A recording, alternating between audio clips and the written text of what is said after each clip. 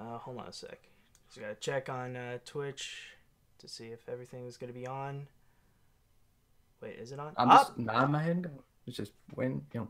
Here we go. Okay, so now it is the time that we are going to begin. Yes, welcome, ladies and gentlemen. And yes, here we have a special guest star with us. Yes, this is a very special episode of AniMat's Crazy Cartoon Cast. And this time, I am here with a very special guest star from Cartoon Palooza, Joey Tedesco. Joey, what is up, my man?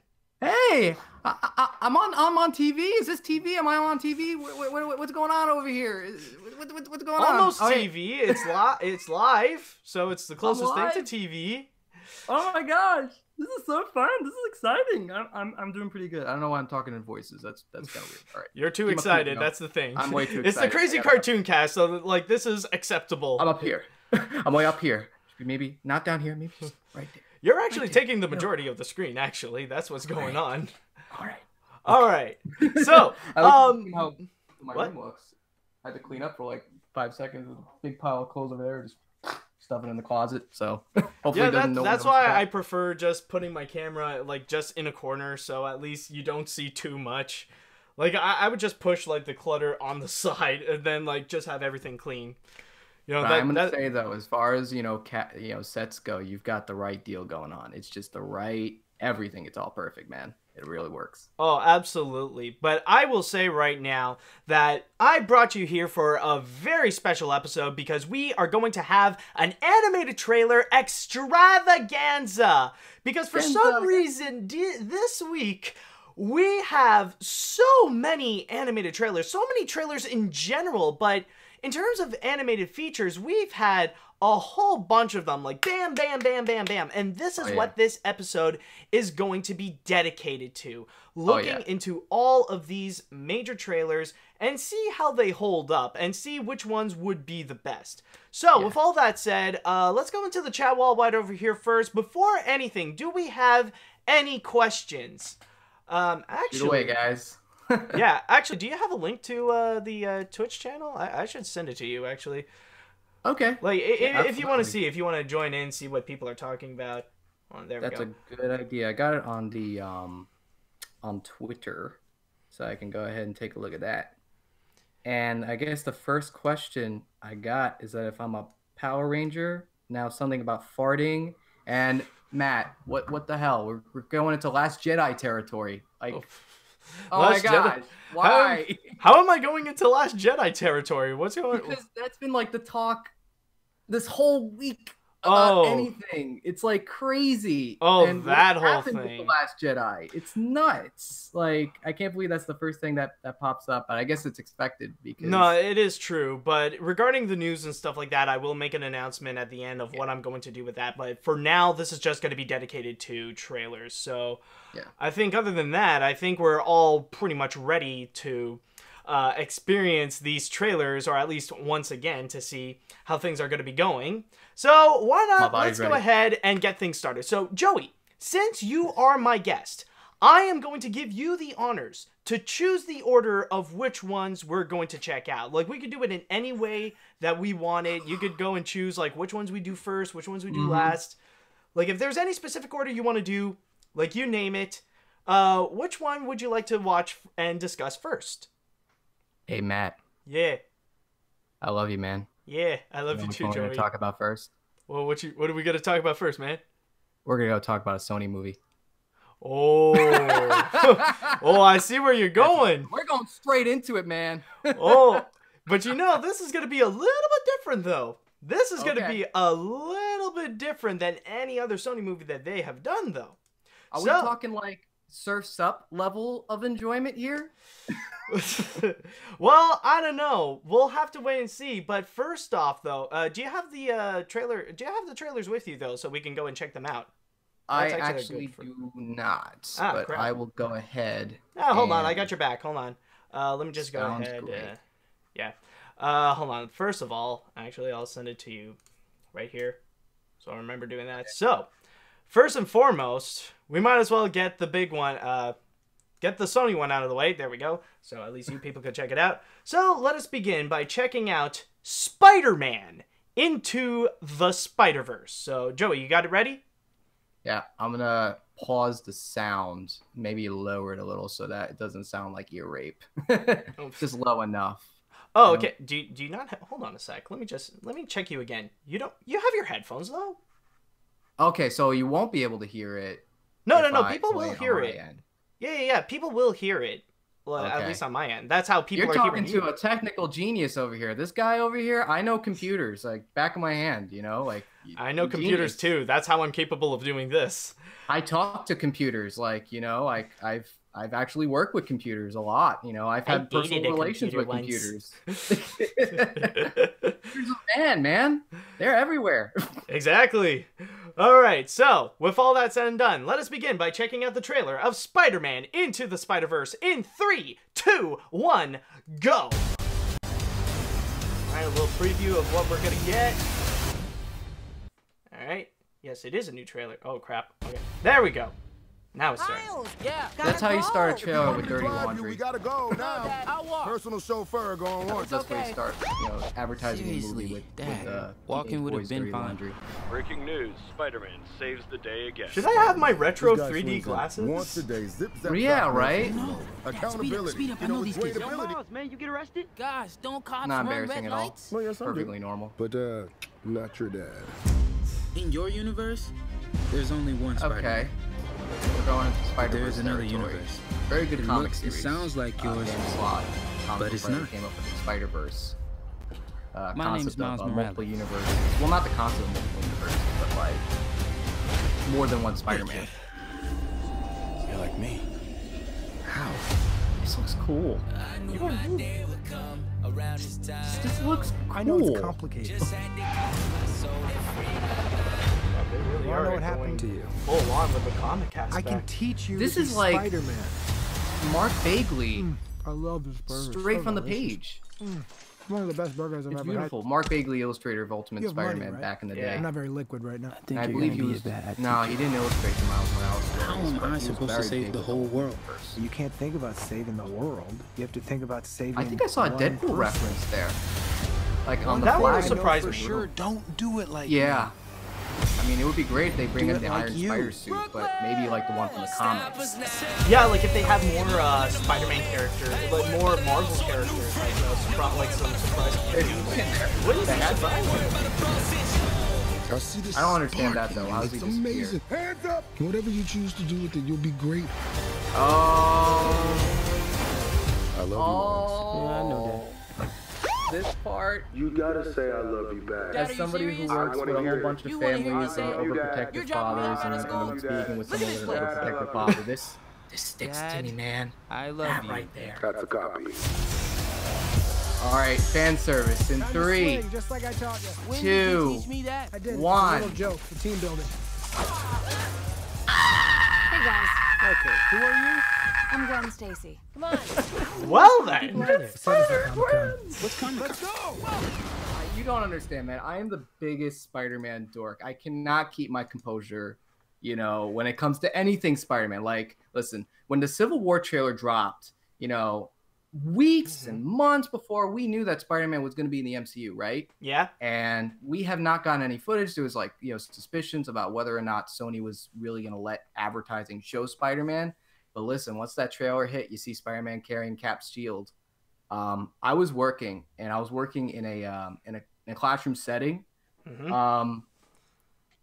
What's the best way I could put this? I think I got written up because of how excited I got. I think I was louder than most of the kids that I was yelling. And I had my supervisor come there what's going on? It's not good. It's Spider-Man. No, it's just it's the underoos, man. It's the underoos. I mean, listen, it's Spider-Man, the greatest Marvel. I'm standing by this, by the way. The greatest Marvel superhero there is, carrying Captain America, most vintage, Marvel character there is. Hey, come at me, fanboys. Whatever Spider-Man character or any other Marvel character there is, Spider-Man's the pinnacle, right? To me, he's the best. So anything Spider-Man, I lose my stuff. I get pretty excited. Yeah, no, I understand that. And honestly, I only have one comment with the trailer that I've seen. Right. So, fridge, I need to, what was the word again? Oh, right. Damn! Damn, Right? son!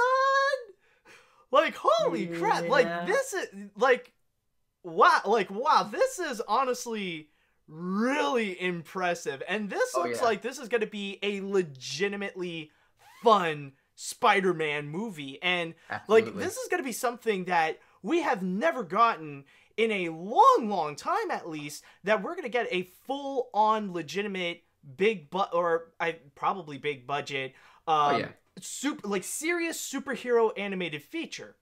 Like, you know what I think it is too? Like, I feel like when watching this trailer, we wouldn't have gotten this if it weren't for a movie like the Lego Batman film, where it's like, we're not going to make, you know, a Batman story connected to anything else. We're not going to make a Batman film that tries to focus on like doing a specific thing. We're just going to talk about Batman unrelated to anything, and we're going to have it animated. You know, granted, there's the Lego aspect to it, but, you know, without that, I feel like that's why we have something like this, you know, just talking about Spider-Man.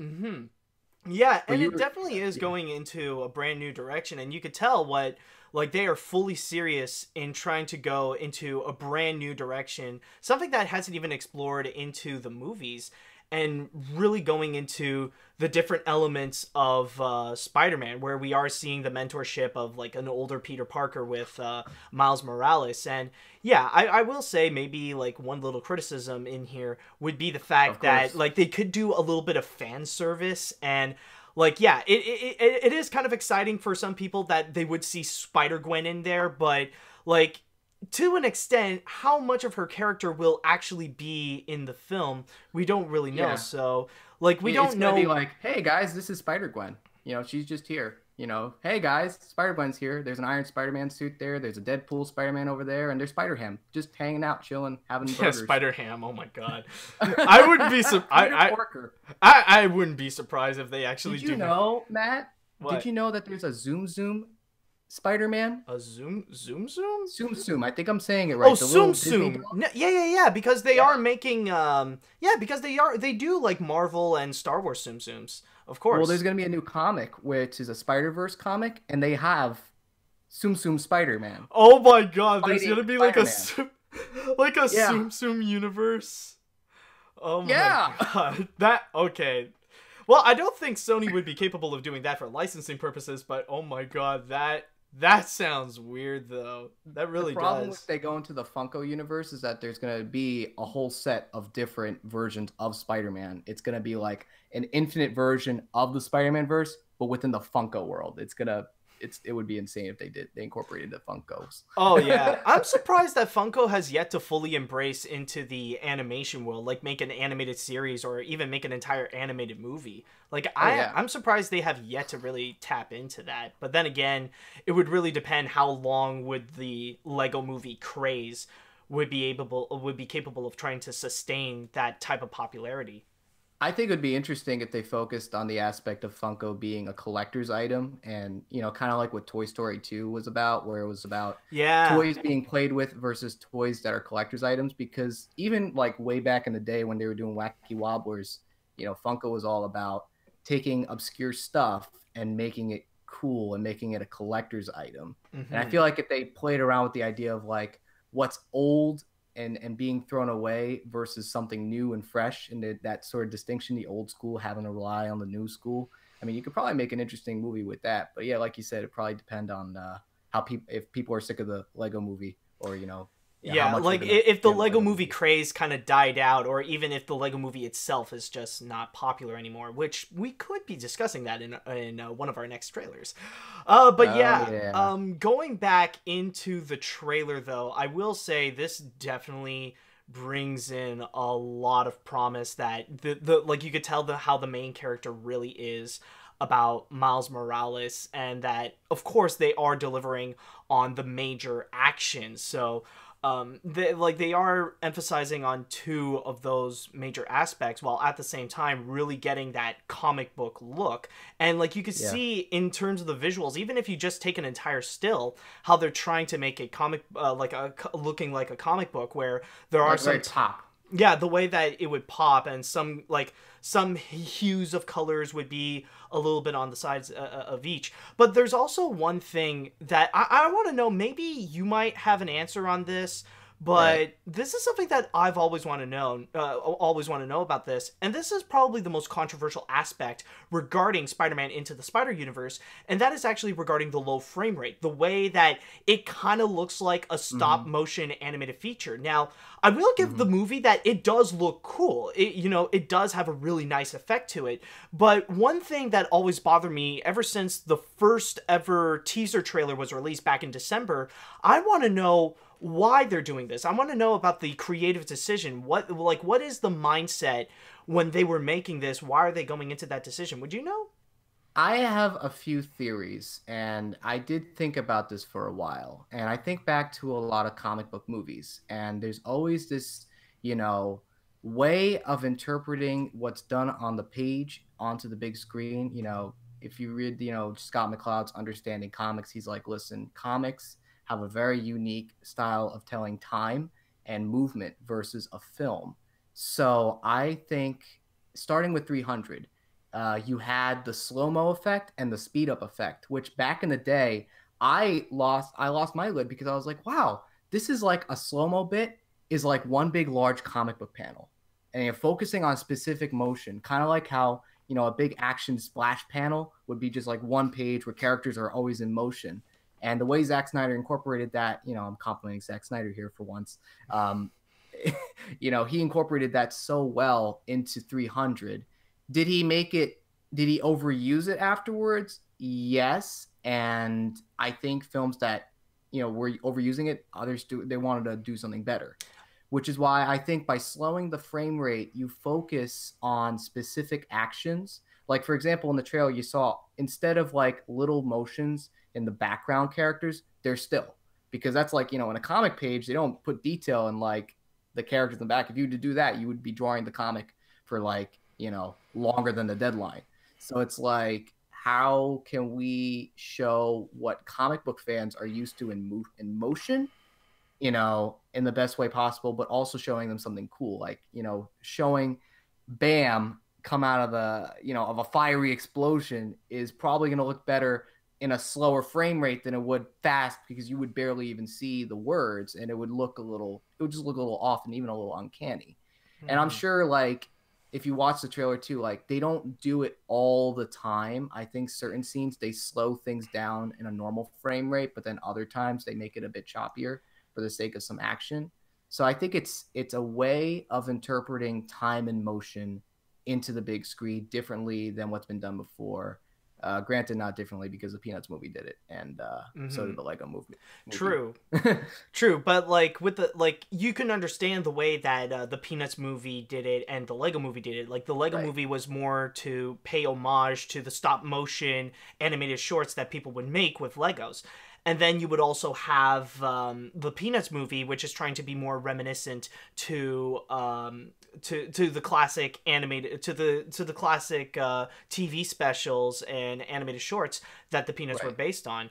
But with this, it's the fact that we got Spider-Man, and with the low frame rate, is a little bit kind of confusing in a way that, like, nowadays when we look into big superhero movies, that, like, we see like fast-paced movement, and I will give you, it is definitely true that, like, when you look at the trailer, like, when you do see a lot of the fast-paced action, like, the character's frame rate would go like really fast, but then, like, when you would see Miles just chatting with Peter or with his dad, things are a little bit more calm, things are a little bit more casual, and that's when the frame rate would be a little bit more slow. So that's why it does seem a little bit confusing onto why there is a bit of a slow frame rate. And some people say it could be because of a budget issue to cut down costs for it, to have that kind of effect. But like, it is strange, and I still would like to spend all that money into Venom. Oh yeah, that's honestly wonderful. That's probably honestly, I just gotta say, that's probably the stupidest thing that Sony is doing with this Spider-Man right here. It's honestly the fact that, okay, you got this amazing, dumber than an Aunt May movie. No, like, you got this amazing animated trailer. Like, you're taking Spider-Man to a brand new direction that a lot of people seem to really enjoy, seem to really anticipate. But the cinematic universe you want to do is with Venom? Really? Man. That's the one I'm sorry, how are you gonna make a cinematic universe without Spider-Man when your character is literally a Spider-Man symbiote costumed dude. It Yeah. just doesn't work. And everybody's like, well, there have been, you know, individual issues where, you know, there's no Spider-Man. I'm like, listen, origin-wise, it's always been about Spider-Man. His consciousness into that suit, latching onto somebody else that also hates Peter Parker and also hates Spider-Man, latching together, you know, doing something so derivative but not makes no sense to me. It's like, we're just gonna make a horror movie with Venom with no connection to Spider-Man. It's like, then it's not Venom. With right? an old recycled plot, like with an old recycled Dr. Jekyll and Mr. Hyde plot on top of that. Oh yeah, and on top of the fact, this is quite a tangent, but I'm just gonna say it. Tom Hardy cannot do voices. He should just stick with his normal voice. It's like when he's Bane, he sounds like he's normal. He can be quite versatile. But then when he's Eddie Brock, he's, I'm a nerdy reporter. You're doing something against the law. If you're trying to hide, you're doing it horribly. You know, like, come on. Yeah. He can't do. Why don't we do some nice things? How about we do whatever we want? That sounds like something.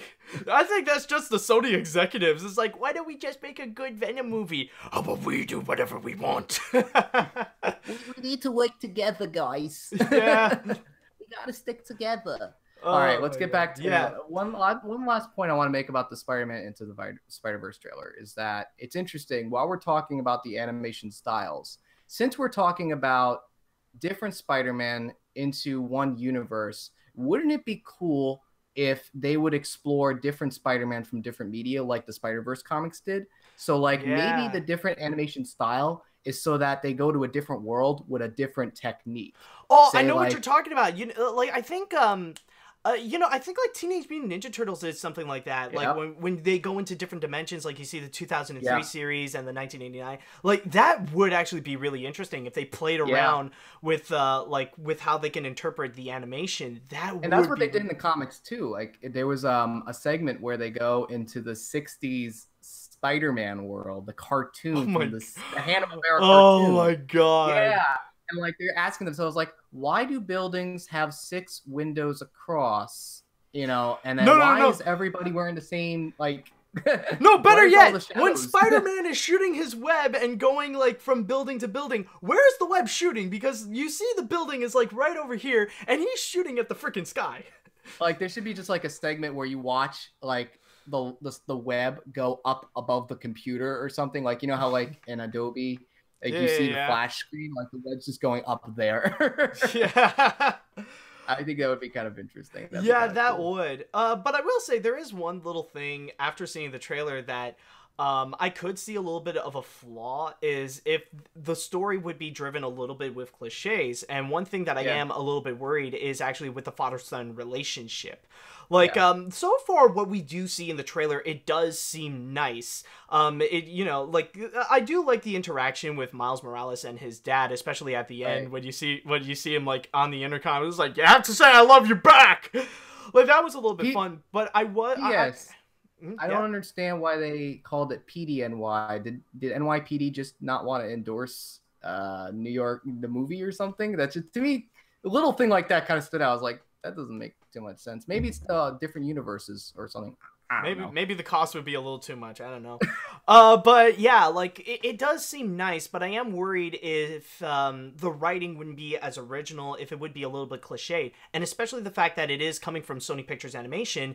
We've already had a movie that does look into a father-son relationship, or at least use that as a side plot. So chance of meatballs. Yeah, exactly. Yes, and you know the ironic thing is that now we have another movie where it does feature a black cop.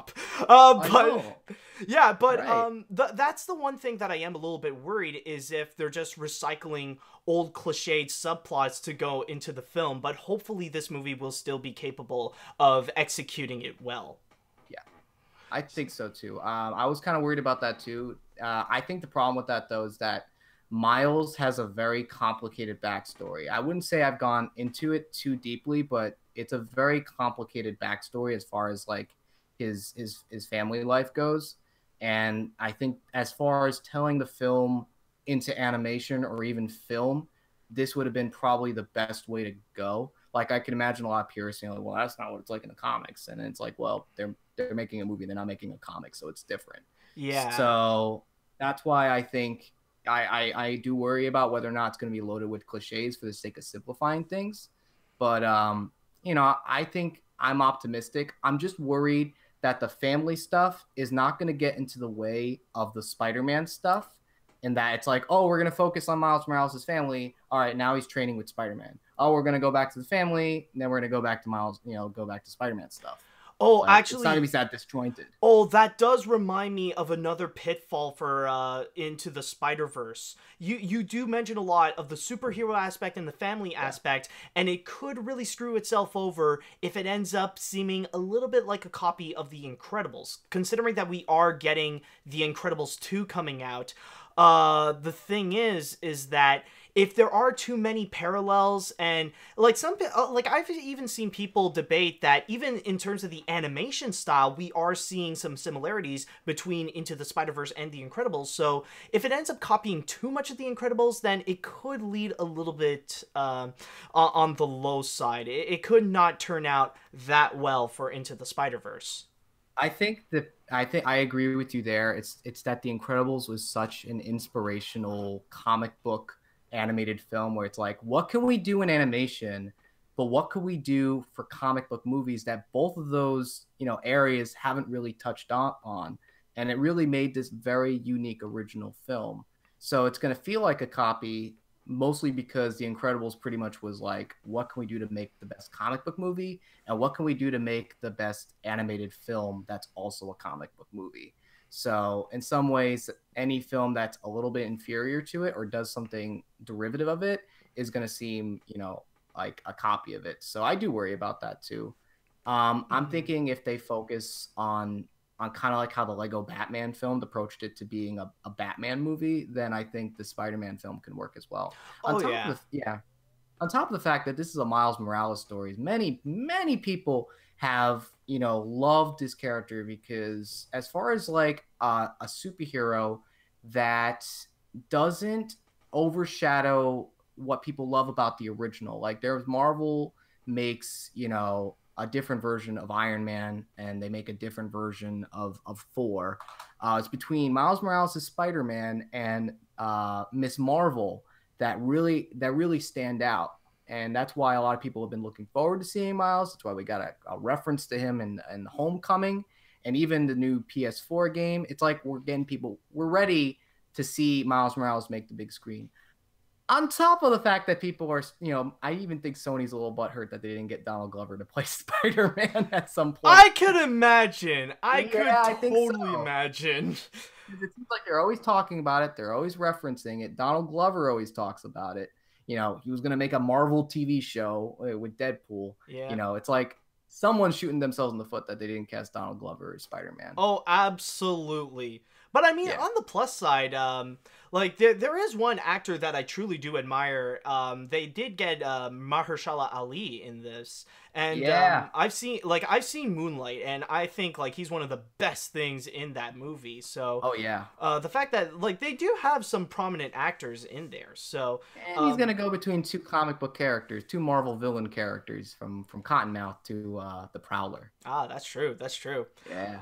So, with all that said, I want to know, in the chat wall, what do you guys think about the trailer of the Spider-Man Into the Spider-Verse? What do you think? Are you excited for this? Do you have any questions regarding this? What would you like to know about Into the Spider-Verse?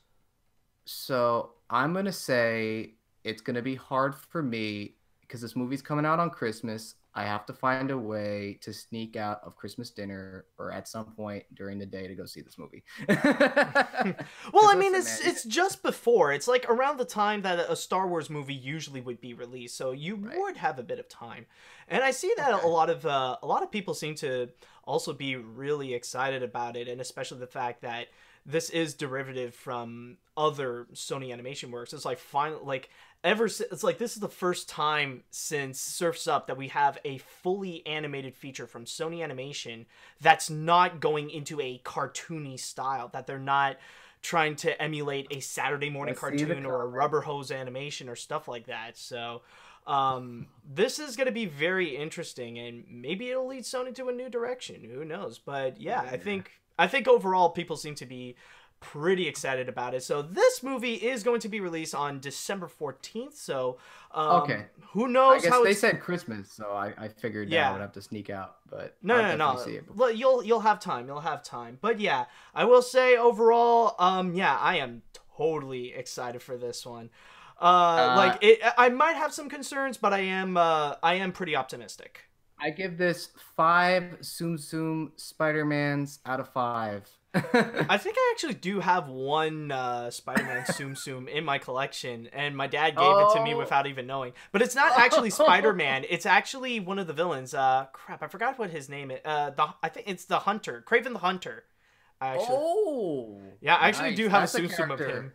That would actually be interesting. To me, it's cool because he's like the only Spider-Man villain through documentary every time he's defeating Spider-Man. So while Spider-Man's trying to quip, he's like, I will punch you in the ribs and that'll cause you to slow down. You're going to attempt to go over there, but I'm going to know where to shoot you. You know, like while he's narrating that, while he's, you know, ready to kill Spider-Man. I can imagine someone would want to do a parody of him and they'll have him be like full on Steve Irwin. They did try to do that in the Ultimate Comics and it was interesting the way they approached that. So I would like to see that too. Yeah. All right. So what's on the docket? Okay, well, that depends, Joey. What would you like to see next? What is the next trailer are we going to check out? I think it would be a great idea that we check out the Lego movie second part trailer. Because I'm just going to say I'm a little... I've got some things to say, but after we watch the trailer, why don't we discuss that? So I'm gonna go look it up. Oh, beforehand? Okay. Yeah, I'm catching up on my computer. Might as well get all the Lord and Miller produced movies out of the way so that we can go into the other ones. I'm going for the gut, man. Might as well. And I know your fans are gonna watch this too. They want to see you talk Sony. Oh God. I don't know. Well, yeah. You know, the funny thing is that even for a while, some people still want me to talk about Peter Rabbit. Yeah. Yeah. But it's weird because it's not an animated film. It's a Beatrix Potter. Beatrix Potter given a cool, hip, funky tone, right? Yeah. You know, to me, that's just, it's like the most folksy character ever, and you're making it hip and cool, and that's always turned me off from wanting to check it out. Yeah. Apparently, you know, I'm gonna have, and you know, you could speak for me, Mr. Coates gonna be like, well, actually, you know, it was pretty good, so give it a chance. Well, you know, Mr. Coate, if it has the name Sony Animation, that is something that he must defend. Or Tomorrowland. Or the Tomorrowland. Or if it's anything that's like not popular, like if it's anything that's not popular, it's like, can I be in the minority of this? Perfect, I'm in. Hey man, he wants you to eat that sock though. Like he's gonna. Apparently, there's a bet going around that he's gonna eat something about eating a sock with the Spider-Man movie. I don't know. I picked things up. Maybe, I'm not sure. I don't want to eat a sock. I tried that. It was gross. Socks, man. I mean, they're all there. I'll go grab you a sock. Just give me the word. I'll throw you a sock. Nice. I don't want a sock. I've tried eating a sock. It's not fun. I think I did that when I saw Nut Job 2. Which I was kind of surprised was not as bad as the first one. It was still kind of It was still bad. Don't get me wrong. It's just a mediocre film. Yeah, no, it's just so, like, it's bad because it's so generic. It's like, like, before we had a mean-spirited film, now we just have, like, one of the most dull animated films I've ever seen. Well, it didn't really have a plot either. And, you know, like, compared to the Nut Job, where it's like, this has to happen for that to happen. It's like credit because I thought some of those gags were kind of funny, which, you know, maybe it appeals to my weird... Too? You betcha. All right, so let's begin the Lego Movie 2, the second part, in 3, 2, 1, play. And I'm so glad we're going to see more original... Oh, right, we're going to get Mad Max looking stuff going on here. Yeah. Oh, hold on a sec. Can we restart? I ended up loading. Okay, there we go. Now we play. I'm just so excited. A lifetime has passed I got too excited. since the horrific events of Taco Tuesday. Our lives descended I love into the little, chaos. like, children, like, the This child life laughing has giant toughened octopus. And hardened us all. And it's great because it really sticks to that Duplo type of style. Well, Yeah, like we're picking, it's kind of like we're picking where we left off in the morning. But it's interesting because it makes you wonder, this is clearly what name? morning, I sewer guess, babies. can I spoil the first film a little? Emmett, you gotta stop well, I think pretending at this point, everything is awesome. It would be shocking isn't. if people I get it. haven't And that's have why I yet to cultivated see a totally the Lego hard-edged movie side now. that's super All right, tough and because I was gonna say like it's interesting because this is the world if a child wrecks a Lego set. This is what you get when a child like What moves is a it whole, up to? Yeah, like that is when true. everything is just you but lose that beat is pieces, pretty pieces fresh. are thrown all over the place, they're smashed on the wall. I agree with you, Emmett. I do like that too.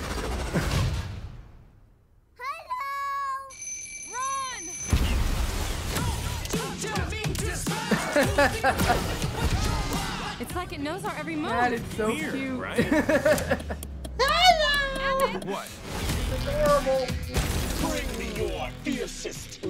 this guy is the There's your hawk. There's your special. yucks right there. was a fierce warrior, Okay, well technically I did the warrior stuff. so you fought and master built and kicked butt, and then the hapless male was the leader. He well, Look at the design of this one. It's like it's talking about the new way they're making minifigs. Which I think is pretty cool. Emmett. Hang on to your fronds, Planny. We're Sistar system. That reference No to. woes. Do not give her the satisfaction of woeing this. That's even worse. Stop it. How did they fit that entire pirate in there? Isn't he supposed to be like made of a ship? Yeah, he's supposed to be like really huge. Yeah. So wait, Even the hold set on a is like second. it's like how can you fit an entire $50 Lego on that ship? and on top of the fact I didn't realize this watching it the second time, but Tiffany Haddish is in 2 animated films coming out That is true. this year. No, well, Yeah. this one. Wait, And if you look at the credits, her name is there. what in the Lego Movie 2? Yeah. Yeah, but that's Tiffany not Haddish. that's not coming out this year though. That's next year. Oh, okay. So that makes sense. Cause like, But she's it also is gonna be pretty a record- close though. Like Yeah. it is pretty close. Like one is in November and the other is in February. Oh yeah, that's what I was thinking. I was like, she's good. She's doing some pretty good, making that animation, money bank right there. But Yeah, true. gotta say, I saw this the first time. Let me ask you, what's your impressions on this? 'Cause- Honestly, I do see a lot of the promise, but I think out of all the trailers, this is the one that I feel like the most doubt because I don't feel 100% sold onto this. Like, of course, the animation is phenomenal that they're presenting, and also, like, when the jokes are funny, they are funny. But one thing that I'm not gelling with is the fact that this really does emphasize a lot on Emmett. And for me, at least, I didn't really like Emmett, even in the first film. I'm not saying I hate the character. It's just among all of them, he's like the least interesting. And in here, he really does seem like a one-off note character. Like he's just one-dimensional as this stupidly optimistic character. And it feels like they really are dragging that running gag for a while. So I don't know, and it does feel like this is trying to make more out of Emmett with this film. So like it doesn't give me that much of a promise that this movie is going to be a lot about like their least interesting characters. So I'm not fully really good animated films and with different styles. Like computer animation doesn't look like computer animation that it was in like the 2000s versus 2010. Like when the first Lego Movie trailer came out, I legitimately watched the trailer and I didn't know how this was made. Like I know how computer animated films are made at the time, but watching this, I was like, how the heck did they do that? Yeah. Is this stop motion or is this computer animation? And like the first time seeing it, I mean, over time, I was like, okay, I could see how that's computer animation. The rendering is very bright, but like the frame rate is down. But, like, I feel like when watching that first trailer, it really stunned me and it really introduced something that, I haven't seen before. Whereas when I see this trailer, I feel a little spoiled because everything that was exciting about the first Lego Movie has kind of been spoiled by the first Lego Movie trailer. Yeah, true. And especially the fact that we've been exposed to a lot of this Lego animation. Like, it's not just with the Lego Movie, but also the fact that we've also gotten the Lego Batman movie and then the Lego Ninjago movie. And plus the fact, and like, it really does boil down to the fact that there's no, like, we've been, like, it's true, we've been spoiled, but there's no more surprises. And that's kind of the big thing about the Lego Movie is the way that it surprised audiences. So now it really And doesn't. if we're talking about surprises too, like if we're talking about surprises, what are we going to incorporate to a dystopian future looking thing? We're going to do Mad Max. And I'm like, and I shared this on Twitter too. I was like, I get, and then there have been people who pointed this out to me too. It's like Road Warrior was being parodied back in the 80s. So I was like, I admit I pointed out that like you used the SpongeBob one. Yeah, you did point that out too. But I was like, between Road Warrior and Fury Road, one, they are stylishly a little different. Road Warrior doesn't feel like Fury Road doesn't feel like a sequel to Mad Max, which what makes the Mad Max films special is that, it does have its own unique thing. And two, teal and orange color schemes, the leather I can understand being a Mad Max thing, but like that really over lots of sand, teal and orange and dystopian apocalyptic future. I don't know. I'm just, as a style choice, I'm thinking we should maybe try to do something different. We've done enough with paying the homages and respects to Mad Max Fury Road and even Mad Max in general. So I feel like you got to move on from that, right? Yeah. So to me, that's just, if we're talking about not doing anything special, that's not special. On top of the fact that I agree with you on Emmett, because if we're having a character that's supposed to evolve, why does it seem like he hasn't really changed since the first film? Yeah. He does feel like he hasn't really learned anything. He's just the same character he was at the start of the first Lego movie. No, in fact, like the start of this trailer in general, it feels like now they're just doing like a Mad Max version of the opening of the Lego movie where you just see Emmett going around like, hello, people. Hey, everybody. I'm happy, optimistic guy. Yeah, it's that same scene. Even like, instead of cats, you got sewer babies. Yeah, exactly. Yeah, we got that's the difference. Thing. A cat versus the sewer. They're the same thing, man. Pretty much. Yeah, cats all over the place. Yeah, cats are everywhere. Sewer babies are everywhere, holding like pitchforks and stuff like that. Yeah, happens every time. Singing the Dumpster Baby song from Family Guy. I'm just a midnight dumpster baby. Baby. Yes.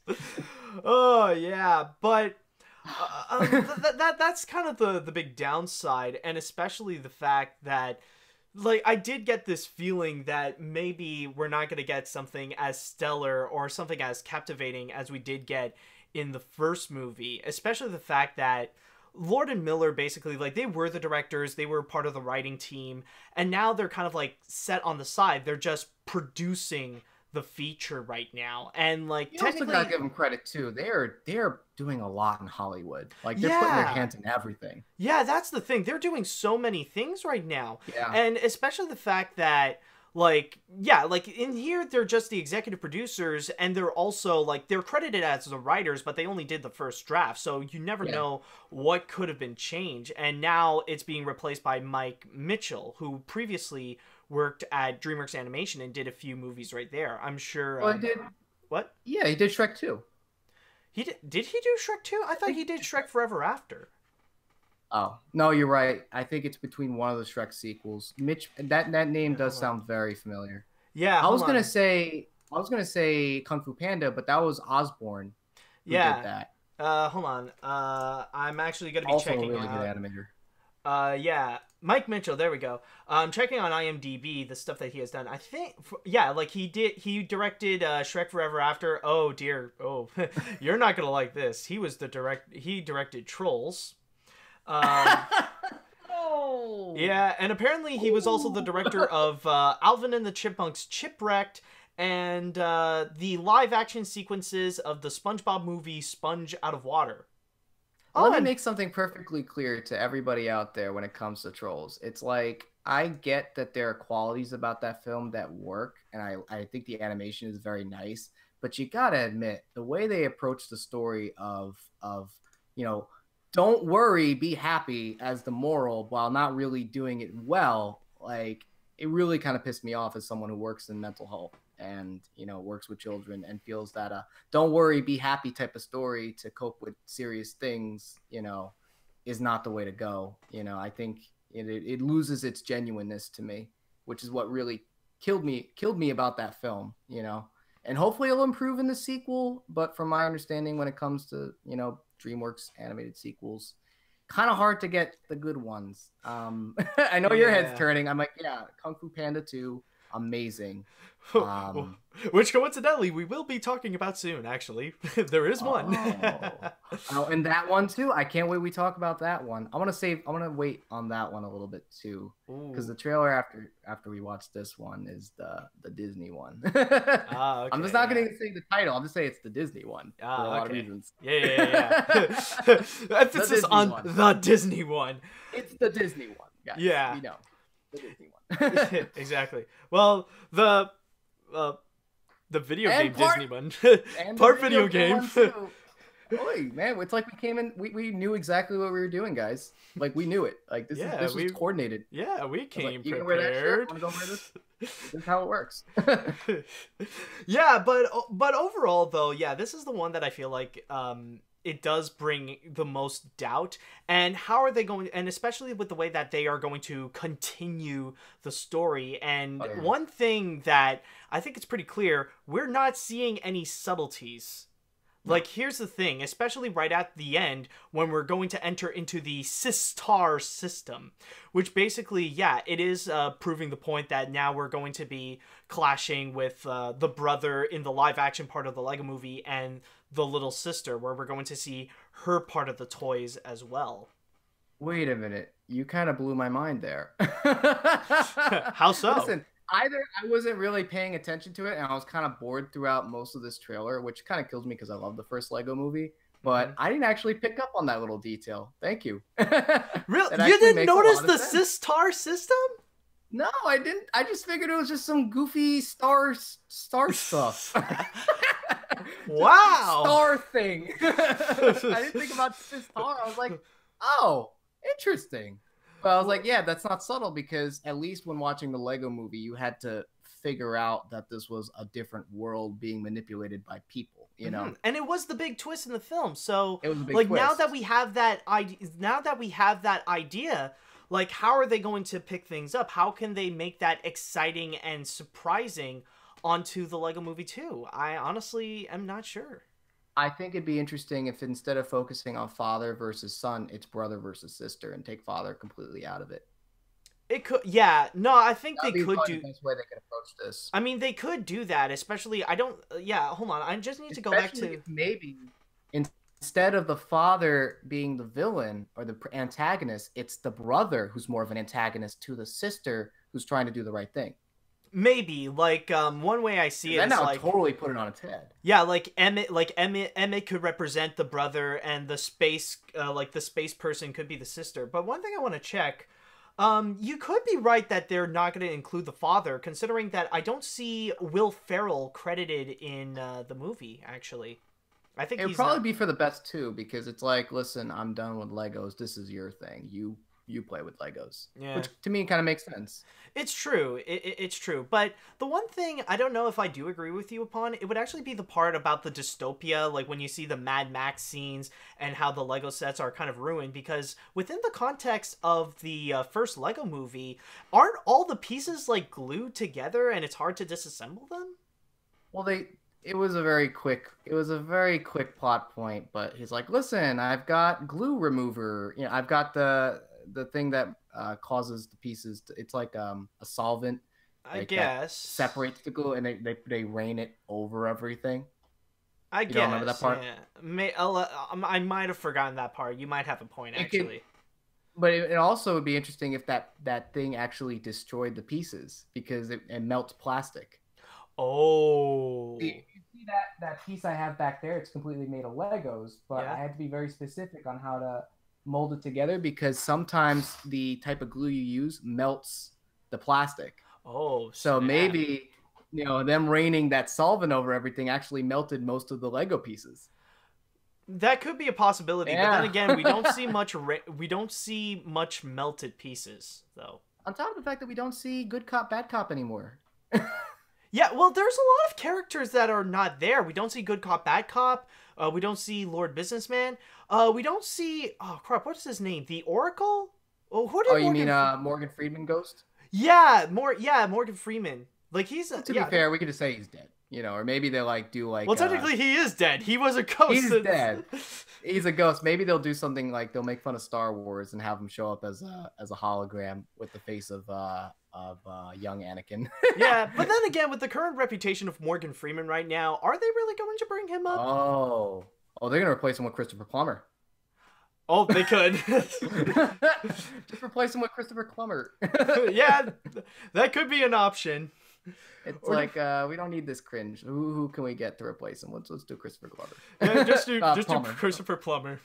Oh. In fact, who knows? That could be John Lasseter's replacement. Oh. He'll just suddenly come in. It's just Christopher Plummer. What? You know animation? I'll do my best. Sure. I'm a method actor. I'll just get into yeah, exactly. I'll just approach it like character. All right, so yeah, I'm surprised I was underwhelmed by this trailer because I was a really big fan of the first film. Yeah, I was really impressed with the first film as well, and honestly, with this one, I don't know, like this is not fully selling with me yet. So I just want to know from the chat wall, what do you guys think about the Lego Movie 2 trailer? Are you guys impressed with it? Are you excited, or is there some concerns regarding this? Let me know. Well, that's funny that you mentioned that because I'm reading through the chat and I saw someone bring up there was another Mad Max reference in that crappy Batman v Superman movie, where Batman like Mad Max. Oh, that is true. Now it has me thinking that's that's most likely the Warner Brothers exec really plugging in Mad Max. Yeah, no, it does make me think, like, I wouldn't be surprised if they're going to do, like, a full-on reference, especially the fact that Batman is actually there. Yeah. Yeah, like, the fact, like, we're going to have one scene where he is going to have, like, that gear with the goggles and all that kind of stuff. Yeah.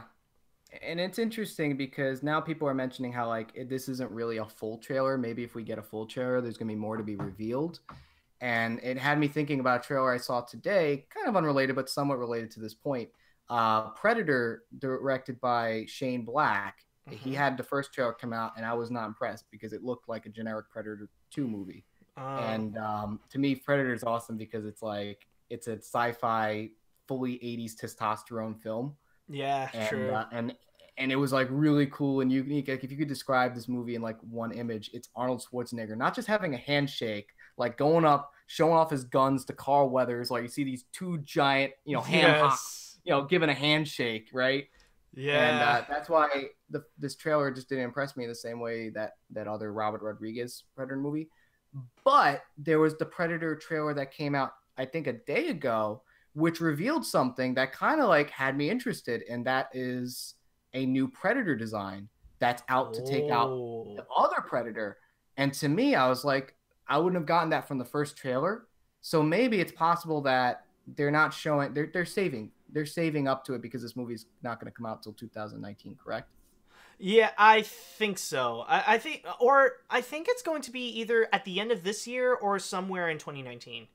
The website says, YouTube says February 2019. So that's like the same time when the first Lego movie came out. Wait, are you talking? Oh, wait, no, you're talking about the Lego movie. Oh, I thought you were still talking about the Predator and that release date. Yeah, just as far as like the idea of like a full trailer for a release coming out in half a year versus like something in 3 months. Yeah, that's true. Yeah. By the way, still wondering about that Aquaman trailer and Godzilla. I thought it was coming soon. I think it's probably going to be coming out next week or something like that. What do you guys think?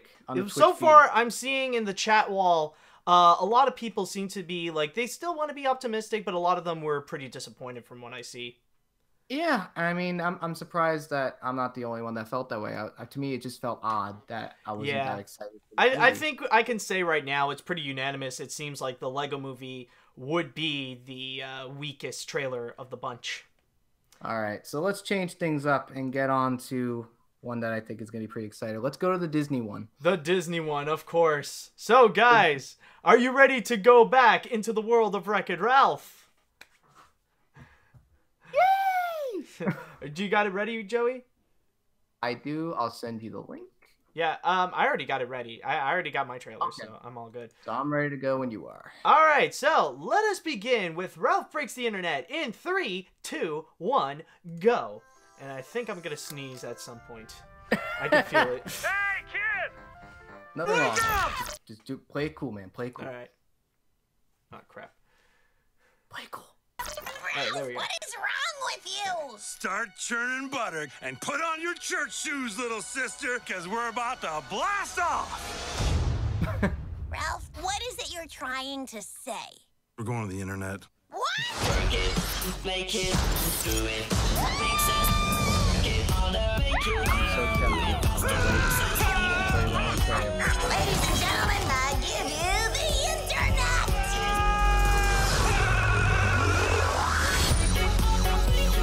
Matt, where's Dropbox? Where's what? Where's Dropbox? And why are they Dropbox? That's true. Dropbox? Wow. Look at all this stuff. It's like you'll just have to keep an eye somewhere. I see like IMDb and stuff. So it could be 24th and welcome to the search bar. What can I help you find today? Oh. Umbrella, umbrage, umami. No. Noah's Ark, no doubt. Nordstrom Rack. Ergonomics, Urban Outfitters, cool. I'm pretty sure he's just That trying to character's guess what eyes you're gonna remind me of say. that My owl. autofill is a Silly touch Symphony aggressive Story. today. I know Let me exactly check. what you're Take me to talking a about, website dude. that's super intense and really nuts. Or maybe even like. Oh, I only found one result. Like honestly, I feel like that guy it came Come straight on, out of War Kimball. princesses and cartoon characters barf. Oh man. You're coming with us, kid. Oh man. There we go. These scenes. Oh man. Hi. Whoa, ladies, I'm a princess too. What kind of a princess are you? Do you have magic hair? No. Magic hands? No. Do animals talk to you? No. Were you poisoned? No. Cursed? No. Kidnapped or enslaved? No. Are you guys okay? Should I call the police? Do people assume all your problems got Cinderella, solved because I a mean, big, Snow strong White in the man showed background up? is sort of like, Yes, what is up cringing with away. that? She's sort of like She is a walking away princess. on that one. Ralph breaks the And internet. I only have like one exchange with him. Shouldn't it be Ralph wrecks the internet? Yeah, since he is Wreck-It Ralph. Yeah, but break the internet, it's like a thing. Right, it's just wreck the internet kind of sounds better, doesn't All right. You're not wrong. That was the Disney one. Yep, that was the Disney one. The best way to describe it being the Disney one is you have Vanellope from the first movie looking at the Disney princess lineup while Eeyore comments next to her, while Iron Man flies above her, while they fly through what looks like a whole bunch of Muppets and Star Wars and Marvel and other Pixar. Disney stuff and Pixar, and then she's chased away by stormtroopers. Yeah. Everything I just said in that sentence happened in that trailer. Pretty much. In fact, like you just take one still of like the little area that she sees overall with Oh My Disney, and you see like a whole bunch of references. Like I'm honestly really surprised that they included like one whole section of the Muppet Show. That actually has me excited if we are actually going to see like cameos from like either Kermit, Miss Piggy, or Fozzie. That like honestly I would be. It would be even better if we never see their legs. Oh, that is true. If they're just up in the front of the screen. Far right, like they actually included the Good Dinosaur. Like you just see the head of Arlo just like popping out, like on the Pixar stand. Cool. Yeah, and from really? there, yeah, and like you also see like some other references. Like I see Eve. You see the house from Up. You see like Dumbo flying. So they also got a computer animated Dumbo, and I see R2, wow. And like they even have pictures of what seems to be Big Hero 6, like right over here. I see the Up house too, as well, flying up in the corner there. Like, and also right next to like the Millennium Falcon and the Death Star. But you see what we're doing right now. All we're doing is talking about how much Disney this has, and I'm gonna be real with you guys.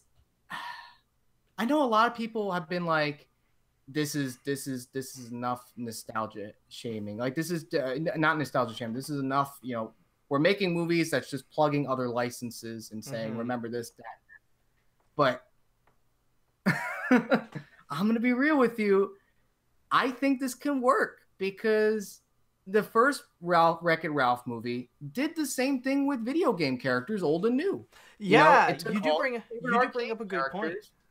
You know, and brought together. And what everybody had to say after that movie came out was, we were stuck in Candy and Sugar Rush too long, and we didn't get to see enough stuff.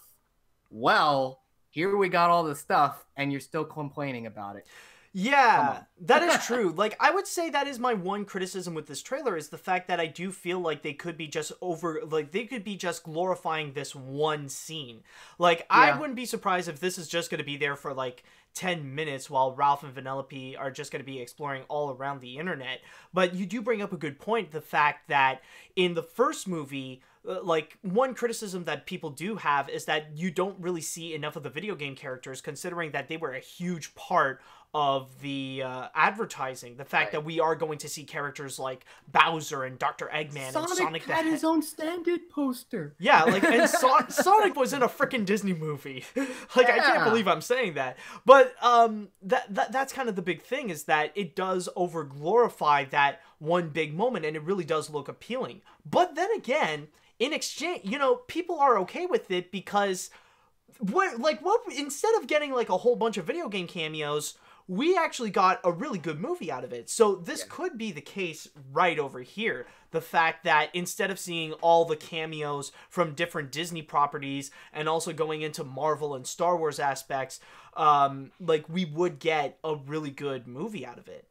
I think it'd be really funny, and this is just an observation I had, if for a sight gag they have under construction and it's a whole bunch of Fox properties, like it's the Predator, Alien. Or, no.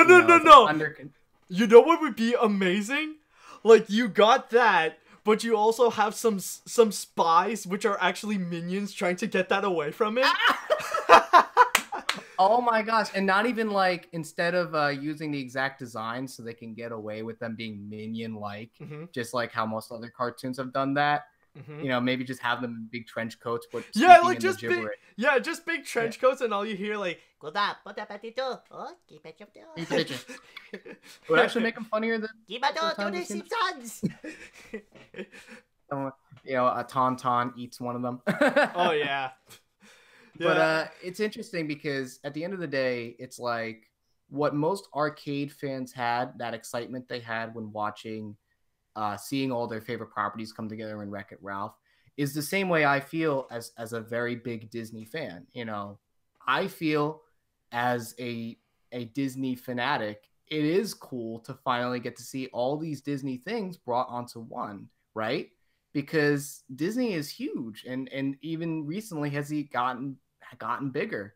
So it's only more exciting for a fanatic in me to get to see them acknowledge that Disney is a giant and that they have all this really cool stuff to show off. And listen, I get it sounds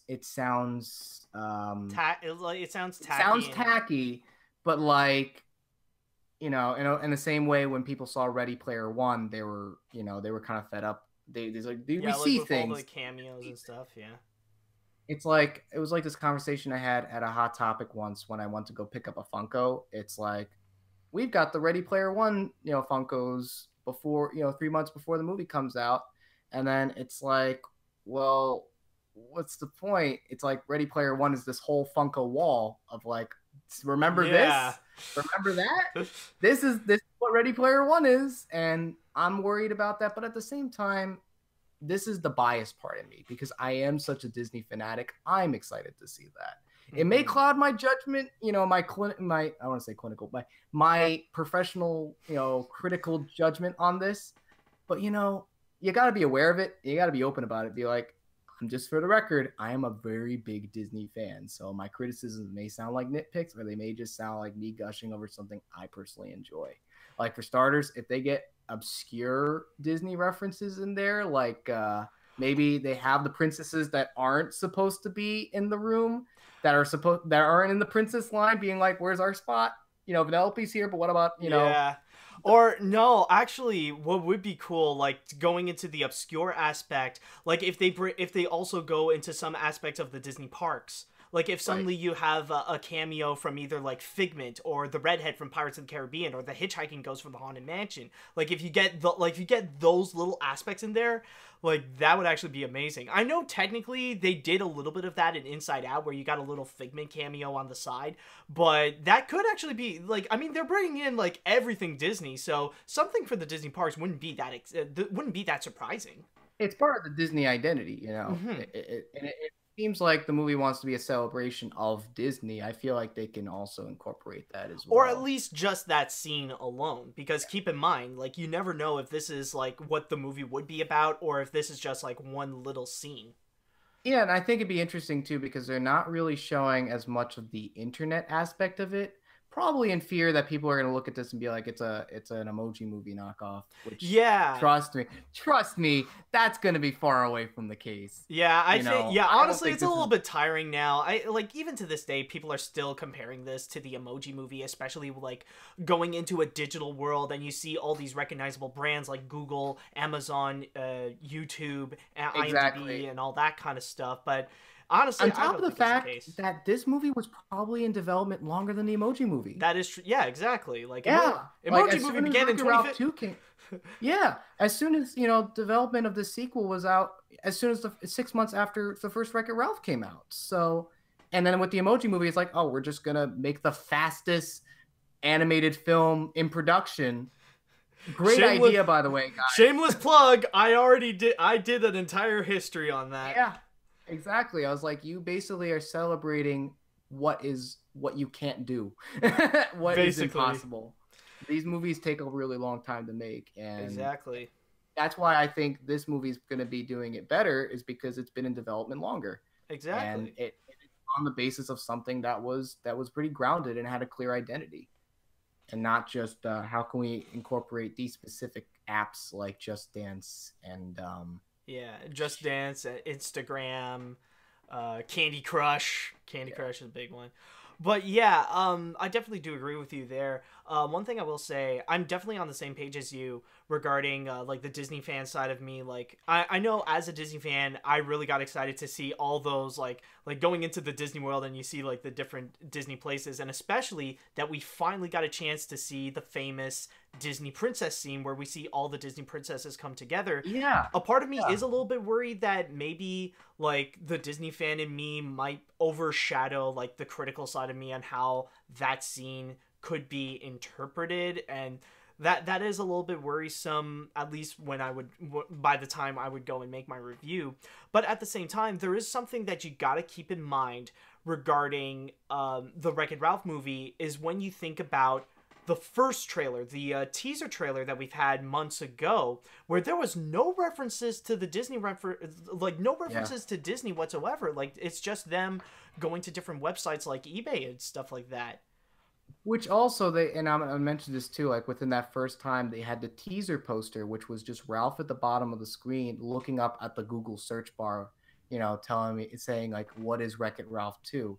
And to me, that was a brilliant teaser poster. I was like, it's very rare to find a good teaser poster, and I was like, that did it really well. Yeah. But to go off this idea of like what it means to be a personal fan of something, to like, making you make nitpicks and whatnot, versus how you're, critically going to do something that's a little bit more objective. For example, I've nitpicked, and I know it's a nitpick, is that, the Disney princesses do look good. The only thing that that kind of, and it's like very unique to people who have been seeing these characters transition from 2D to 3D. It's like, well, this princess looks good, but that one doesn't really work for me. And I mean, a lot of people have been on and off about them. It's like, for example, a lot of people didn't like Snow White. I actually really like the way they did Snow the White. biggest one that I've seen actually is with Cinderella. Like, I've seen a lot of people being very critical. And there is one tweet that I saw, I remember, that... probably mine. Because I didn't like the... Yeah. And it's all personal thing. Is like, I know that's me realizing that they want to make more unity, kind of like how like the Disney princess line tries to make all of them look unified and like... it try to fit in within like not just look unified, but also fit within the art style of Wreck-It Ralph. Yeah. Also. So it is a bit of a task. Yeah. But going back into the Cinderella aspect, one tweet that I saw that someone mentioned that a reason why Cinderella looks off is actually the fact that you actually see something that you've never seen from Cinderella before. Her ear. She has an ear now. She has ears now. Oh, that's right. They were always... Oh, yeah, like in the anime, in the original movie, like they were always covered. But now in here, like they're like full on freaking display. But and that's the thing too, is like with Cinderella and Snow White, and I think it's why Aurora going upwards, they look better. Is that's when they started to get more stylized with that the is true, human yeah. characters. Yeah, like they got that more. Films, yeah, like her Mark Davis style does transition well into computer animation. But I will say, yeah, but there's one thing though. I will say that like when people are talking about like the Disney princesses transitioning into computer animation, I don't really see that as a valid criticism because they have done that plenty of times before. Anybody who has played Kingdom Hearts can tell you that. That's what I mean too, is like when I'm complaining about it, I know for a fact that it's a personal nitpick. It's like, I personally don't like the way certain aspects work with that, but that's not like a critical thing. It works for the style of the movie. Yeah. And it's weird because, you know, with Snow White and Cinderella, these characters were heavily influenced on a rotoscope and human reference because this was something Disney animators haven't really had a chance to do. And I mean, like, this was from the old days of Walt. Like, these are characters that we're not accustomed to actually seeing in 3D or in computer animation. That's not even something that Disney has done with, like, even at the Disney parks. Like, if you go to PhilharMagic, we have, like... Ironically enough, since you know PhilharMagic, Mickey's PhilharMagic? Partially. Yeah, because in there are actually some computer animated segments that Disney Animation has actually done. And we actually do see computer animated designs of both Ariel and Jasmine. So this is not the first time that we see them like that. Yeah. But I think also one aspect that is a little bit more different is the amount of detail that's in them. Like you see the hair that's on these characters. You see the details on their clothing. Like Except for Pocahontas, though, a very cool creative choice that was brought up, in that Pocahontas's hair is all one fluid thing because it was such a unique style.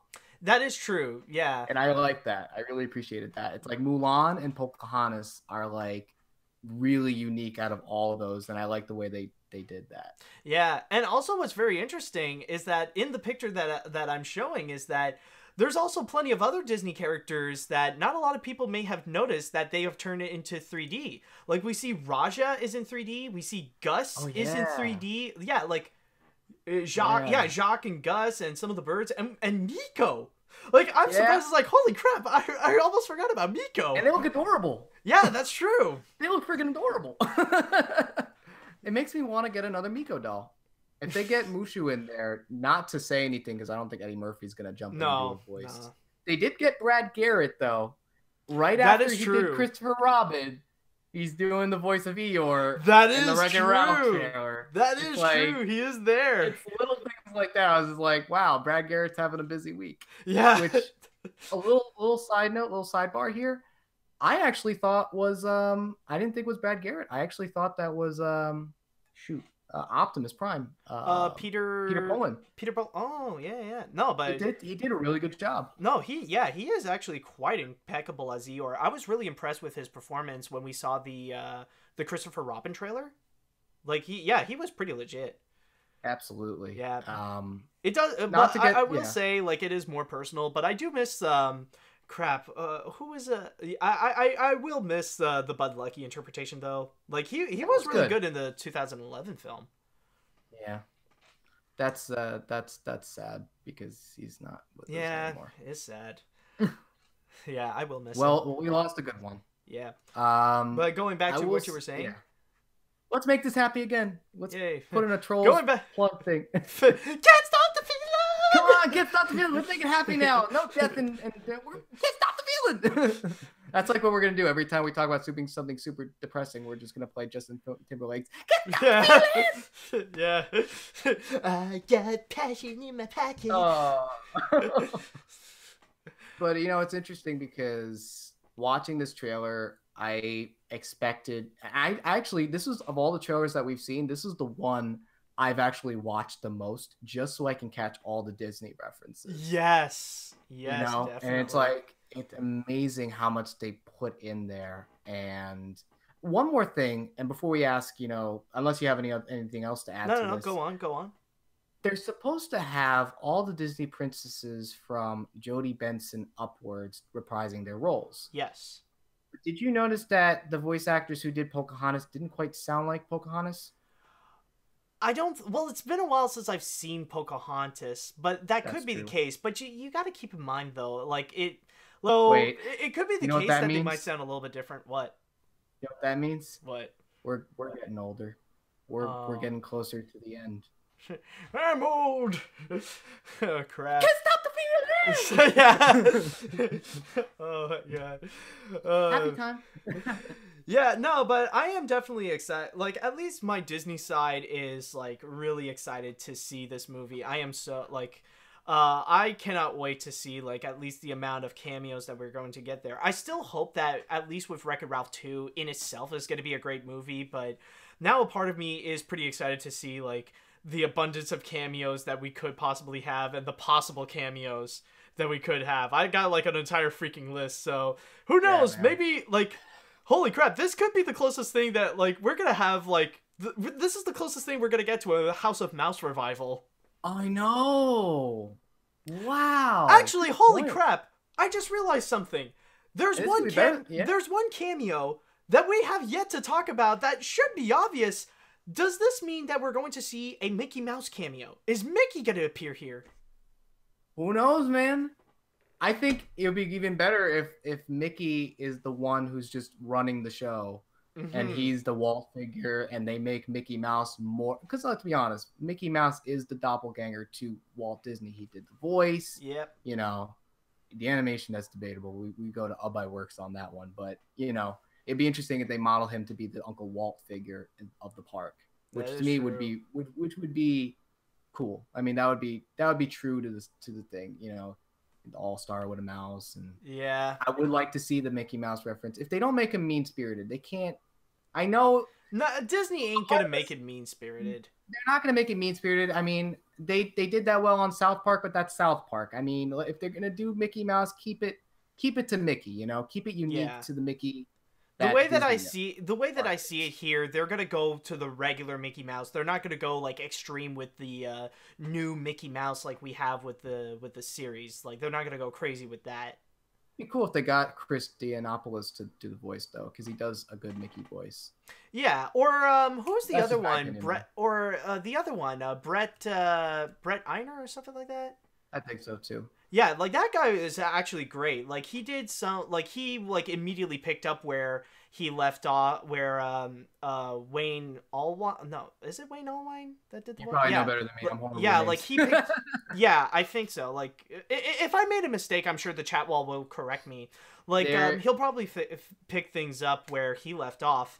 And like he's done a lot of great performances, like some of the classic like I think he did some in Kingdom Hearts. He did some classic like some of the children's shows that he did, and also like in well, of course, being me, like he did some great performances in Epic Mickey. Like there was like he actually did a great job as Mickey Mouse in there. So yeah, let's go into the chat wall right now. What do you guys think of the new Wreck-It Ralph 2 trailer? Did you guys enjoy it? Are you a little bit doubtful if there's too many Disney cameos in here? Are you excited to see how the movie will go? What do you think about how this movie could possibly be? So it looks like you got a question. Oh, yes. I'm going to read it from Daniel Smash Bros. Do you think that Ralph Breaks the Internet, Wreck-It Ralph, will be better than all the direct-to-DVD from Disney and Rescues Down Under? Anyways, hi, Joey. It's me. Oh, I've seen you on YouTube Live. How you doing, Daniel? I don't know. Recently graduated from high school. You know, great shout out.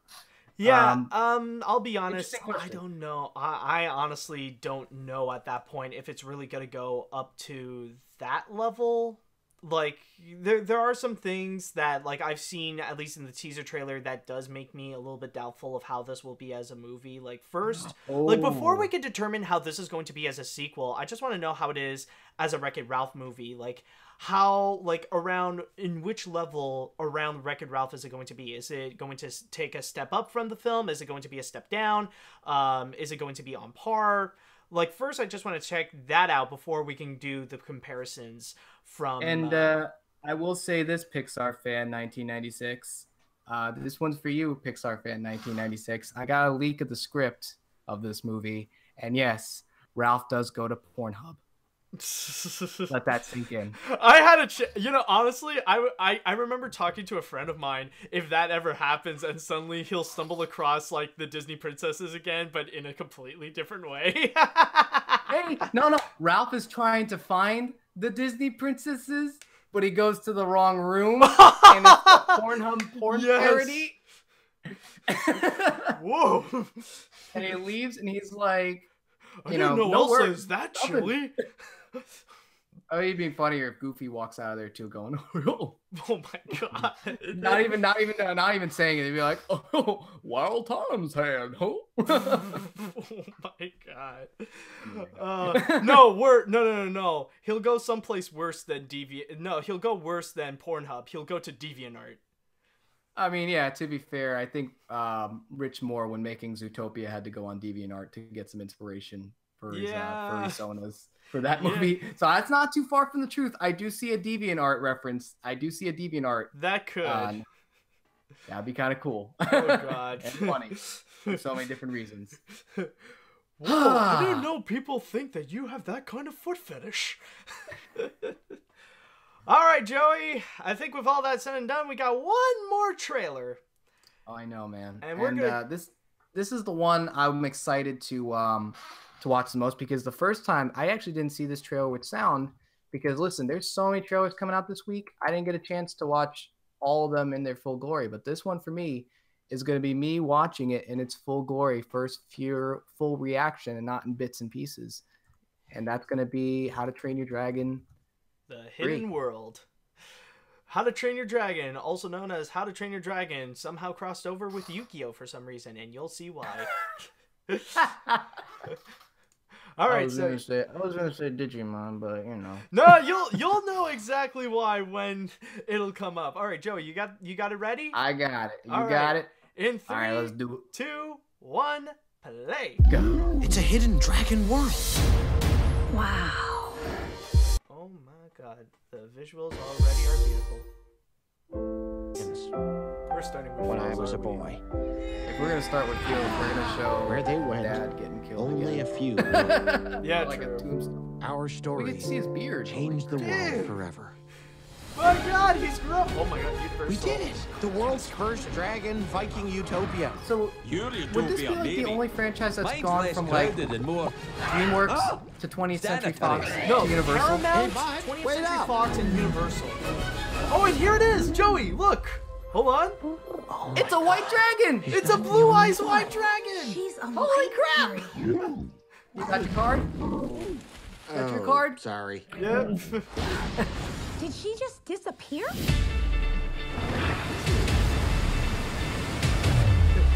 She'll go over to the That's two a great other visual. blue eyes, and then they'll It's a turn into hidden the ultimate dragon dragon. world. Toothless, go introduce yourself.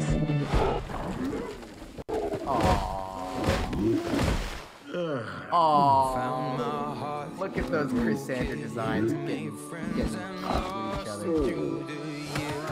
Toothless has a girlfriend. I've hunted every Night Fury except yours. Hand him over. I will never give him up. Then I will destroy everything you love. The bridge? Is that Captain We're no Salazar longer from safe Pirates? here. We all have to It kind of disappear. reminds me of Completely that. off I the don't know map. if that's the We have to actor, fight but, for like, their freedom. That's the type of character that Come on, bud.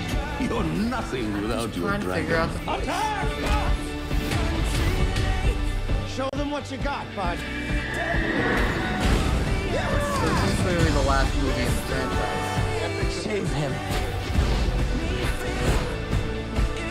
That's an epic shot. You see the fire? It's you and me, bud. There's a lot of epic shots. Aww. Look at that. Bro code. Clear bro code right there. That's nice. That is nice. Yeah. Look at that. Look at that. Wow. Hiccup looking after his bro, Yeah. giving him dating advice. That's sweet. Did he also teach him the most- dancing moves? So Trailers, there's a visuals lot of in there. shots that are just like, you get a lot of wide shots that are absolutely phenomenal. Rather you see like a entire horde of dragons, or like when they're ready to battle, like you see the towers just knocking down. Like honestly, this is one of the this could probably be the most colorful trailer that we have on the entire roster. It is very colorful, but it's also interesting because have you noticed that what's her name? Hiccup's mom is not in here? Oh, that is true, actually. Yeah, she ain't. Yeah, she didn't appear again. Maybe they're gonna come up with the excuse of she went out to do her own thing, train some more dragons, go on a sabbatical, you know, look after other dragons, and give a Skype call every once in a while if Hiccup needs advice. Hey, Mom, I need some advice. Yeah. Okay. Mom, Mom, what do I do? I can't do a Jay Baruchel. Hey, Mom. Just impersonate Psyduck and just talk from there. That's what you do. Oh, sorry. Yeah. There you go. There you go. You actually are sounding like it. Sorry. Mom, Mom, it's about Toothless. He might have a girlfriend. Do you know any dating advice? Do you know how dragons mate? Hey, this kind of reminds me of a premise of that show, Man-Seeking Dragon.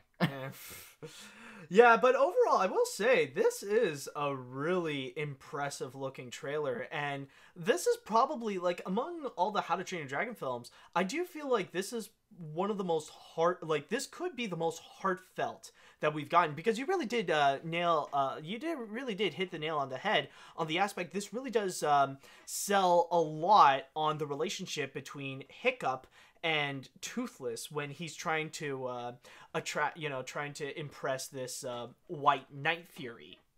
Yeah, and listen, I don't know if Dan DeBois and Chris Sanders are also writing and directing this. I don't know I don't think Chris Sanders is involved, but I know Dean DeBlois is the director. Okay. Writer, I'm not 100% sure. I'll double check on that, actually. Let me just... I will say, though, as far as, like, the best thing about that duo is that when it comes to just, you know, the humanity of their characters, like with Lilo and Stitch, I still think it's amazing in how much they capture what it's like to be a child and to have a pet, and soon enough we have an action epic adventure with that same type of heart from Lilo and Stitch. Yeah, and yes, Dean DeBlois actually is both the director and the writer for this movie as well.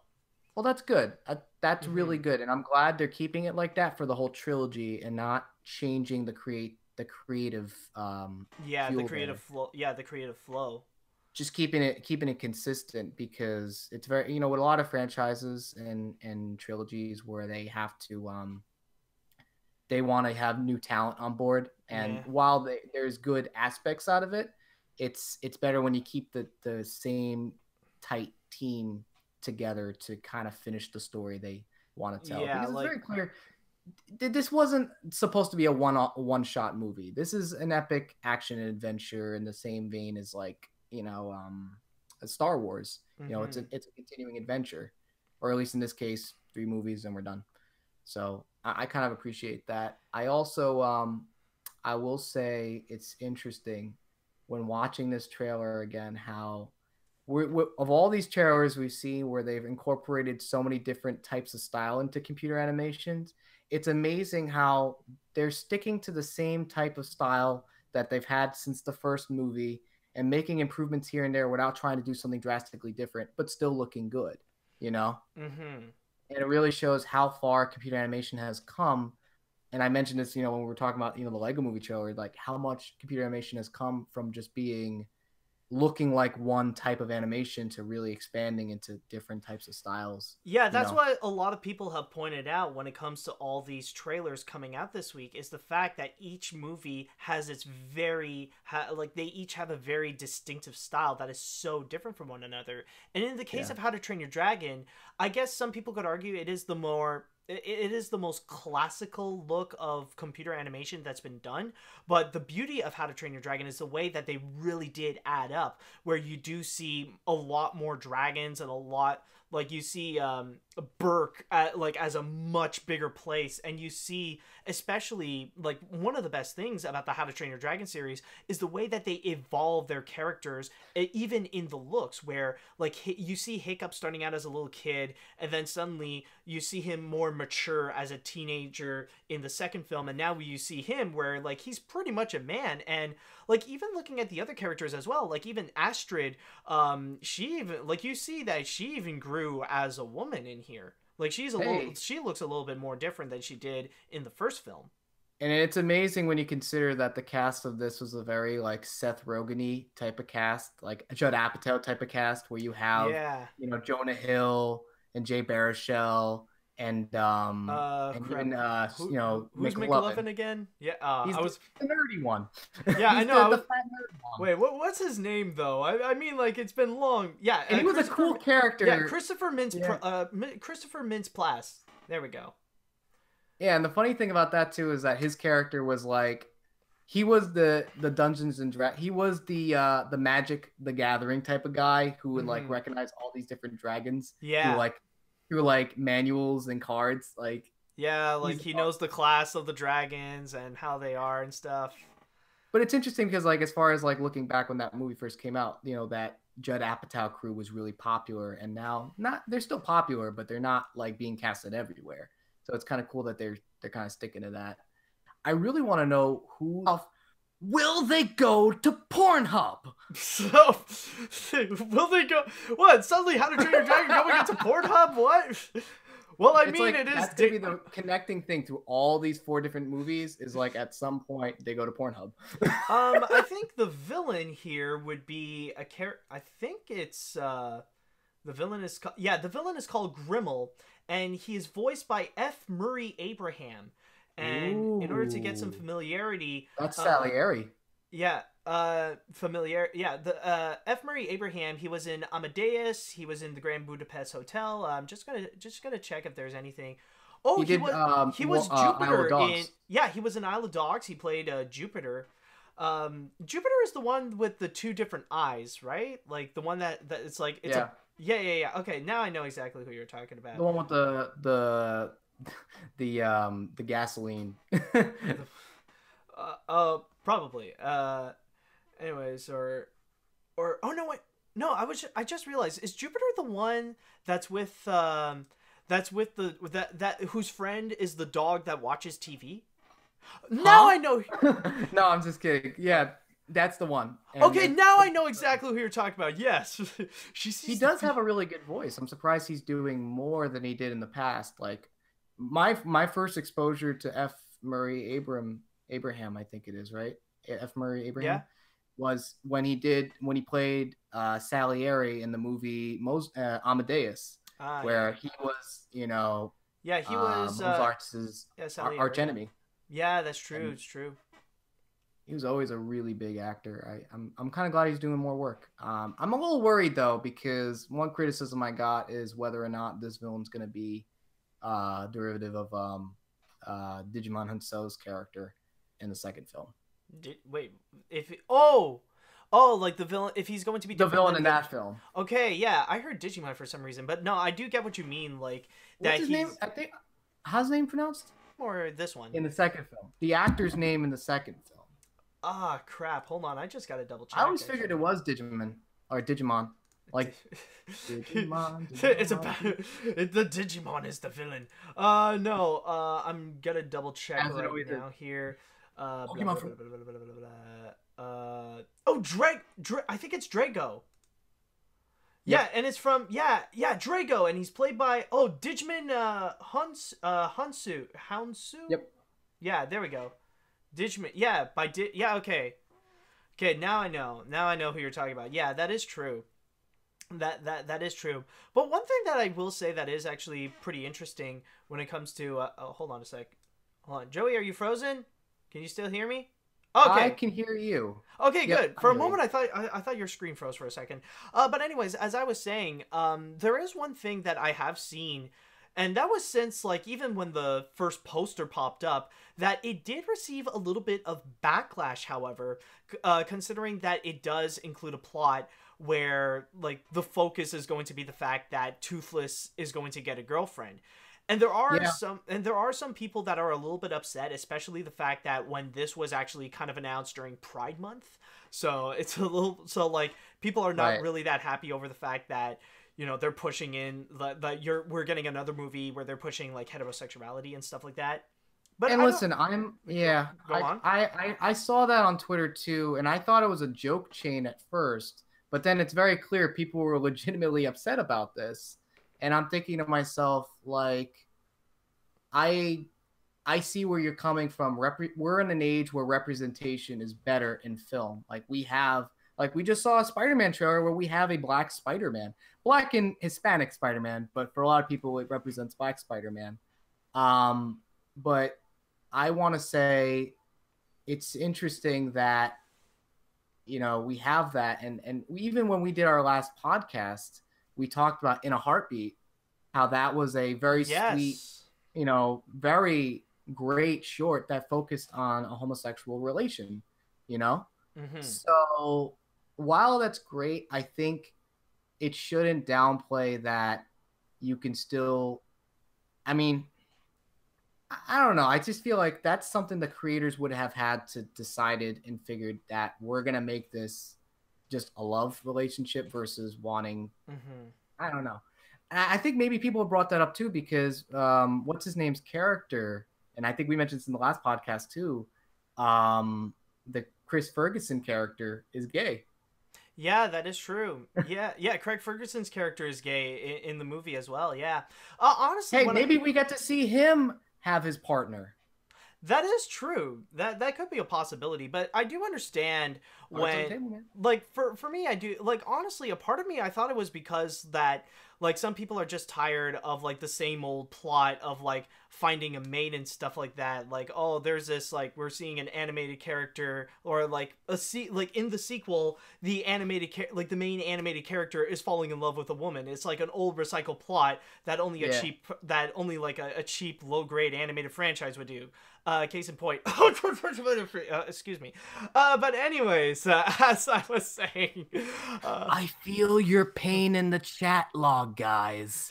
No, but anyways, as I was saying, but the thing is that even though this might be a bit of a cheap plot line, you got to keep in mind, though, we're talking about How to Train Your Dragon here. And when you look into the first movie, the plot, like, when you look into the script and when you look into the story, that does include a lot of, like, cliches and, like, old stories and stuff like that. Like, it's not that great, you know, like, plot-wise, in concept, it's not that great. But it's in terms of the execution that a lot of people really do love about it, and that's what made people fall in love with How to Train Your Dragon immediately. So maybe it's not that original of an idea that they're presenting in How to Train Your Dragon 3, but I wouldn't be surprised if they'll manage to execute this beautifully. And from the trailer that I see, it does show some promise that you do see a lot of heart, not necessarily from Toothless and the White Night Fury, but especially from Hiccup and Toothless. That's what I was going to say too, is like, I think it's great to see Toothless giving, seeing seeing Hiccup give Toothless, seeing Hippo and the whatnots and this and that, seeing Hiccup give Toothless dating advice, because to me, that's the heart of what's worked about these films, is their relation. And truth be told, it is charming to see Hiccup give him that advice at that end of the trailer and wooing and be like, hey, you're doing it right. Keep doing it. That's fine. Like, to me, that's adorable. And I think the way they're approaching that, I mean, it looks good. I will say this. I saw one comment while I'm looking at the chat right now that I have to address. And it's funny because we kind of talked about that with Morgan Freeman's character in the Lego Movie 2 and John Lasseter. But what are they going to do with TJ Miller's character? That is a good question. Let me just Christopher Plummer. Yeah, just go Christopher Plummer. But Christopher Plummer. According to this, apparently they're still gonna have TJ Miller to be Tough Nut, but the thing is, though, is that this is going to be the final part of the film, so maybe after, like, this wave of movies, then we're going to see kind of a downfall of TJ Miller, because technically he's not going to be in X-Force, so we're not going to see his character in Deadpool again. So, which was funny. I don't know if anybody caught this, but on a TV screen they said we couldn't cast Christopher Plummer. Like, they just told the audience we couldn't recast him. Oh, really? Yeah, that's like a slight. I didn't catch it at first, but I caught it on one of those on the sites, and I saw that through my sources. Oh, I see. They're gonna recast it. Oh, that's nice. No, but yeah, I will say that at least with this trailer for The Hidden World, this is definitely going to be a DreamWorks movie that I am definitely going to be excited about. Hey man, as far as DreamWorks go, I'm just now that I got Netflix back, I'm just looking forward to finishing up Voltron. Oh, really? Yeah, as far as like the Netflix and online streaming goes, DreamWorks and the way they're handling licensed properties, they're doing pretty good. No, this is like their television asset. It's kind of like their new business in a way. It's kind absolutely. of yeah. They're really going big on it more so than any other studio, honestly. And they're Rocky and Bullwinkle. Have you seen that yet? No, I haven't. Honestly, not yet. Did you? I didn't finish the first episode. I didn't get a chance to finish the first episode. It's got an interesting pace to it. I like what they're doing with the animation style. Couple of things kind of bother me in that they don't seem unique to Rocky and Bullwinkle, but when it is Rocky and Bullwinkle, it does pretty good. And it's interesting enough because we know how Tara Strong pays her dues to June Foray. Like she's my mentor. She's like I've worked with her. You know, Tara Strong is reprising is the voice of Rocky. Yeah. And it's interesting because at first I was like, she's not doing the Rocky that I know. But at the same time, it makes sense because she probably respects June Foray so much. It makes sense that she'd want to do her own thing. Yeah, it's true.